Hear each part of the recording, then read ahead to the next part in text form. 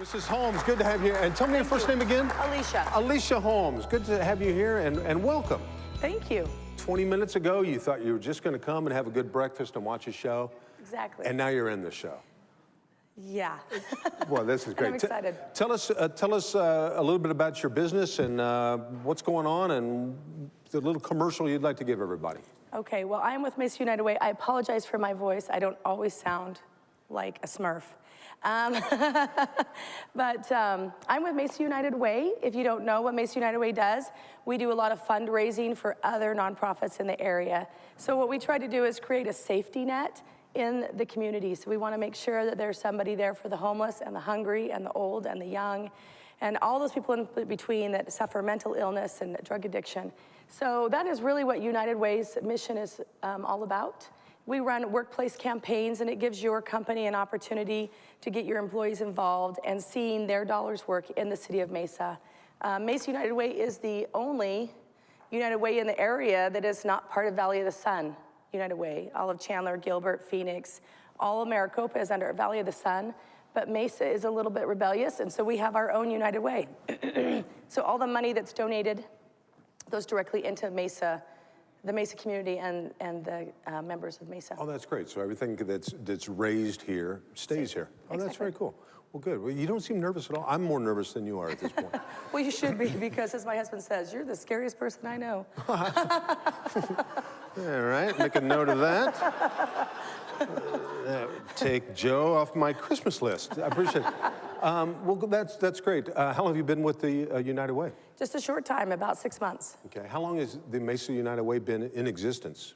Well, the roots go back into the 20s. Oh, wow. It wasn't under United Way. There was a group of business leaders, community leaders, and they saw that there was a need for the migrant workers, really is where it started, that there were a lot of people in the Mesa area that their needs were not being met. And so the community got together and started taking care of those people. And it moved in through the 60s, and then it became under the umbrella of, because it became too big, they asked United Way if they could be part of the United Way to kind of control all the money and the funding. What kind of outreach do you have? Do you know how many people you help annually in different aspects? It's hard to say just because we fund other nonprofits, but I would say in the hundreds of thousands, because we don't fund nonprofits per se, we fund programs within nonprofits. So we make sure that there's something for everybody, and we fund those programs. So I would say it's hundreds of thousands of people, probably indirectly. Some of the programs that we do directly, we do the Vita Tax program, which is if you make under $52,000 a year, you can have your taxes done for free. And that's kind of supported through the IRS. And then we have the 12 Books program, which we'll start fundraising for in January.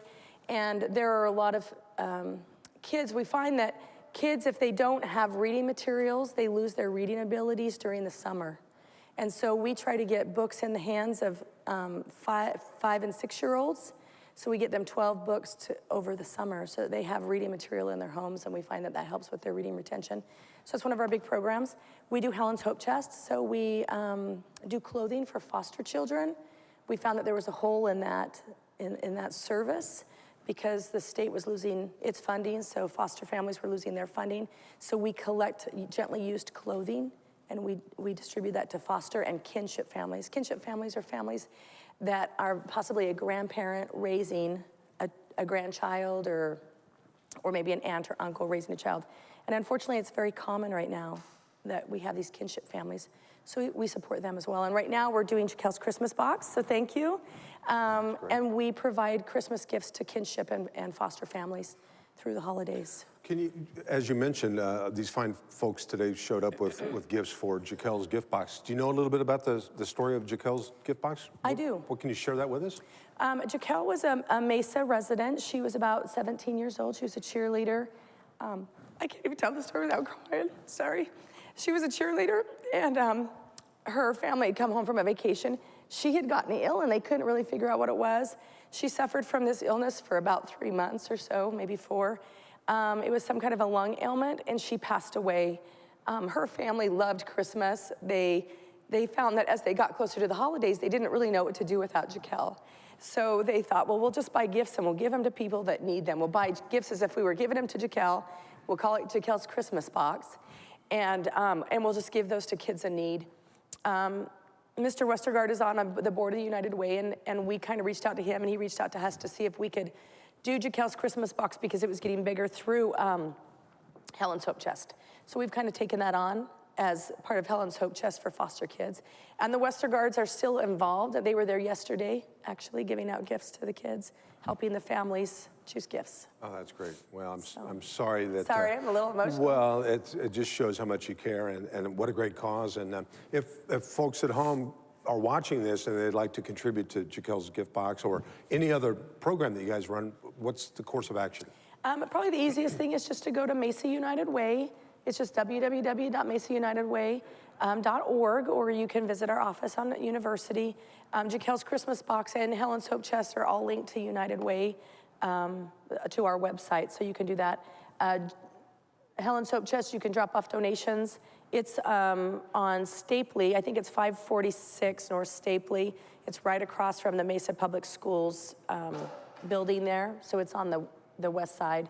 And we'll take gently used clothes. We really find that we have a hard time with older boys.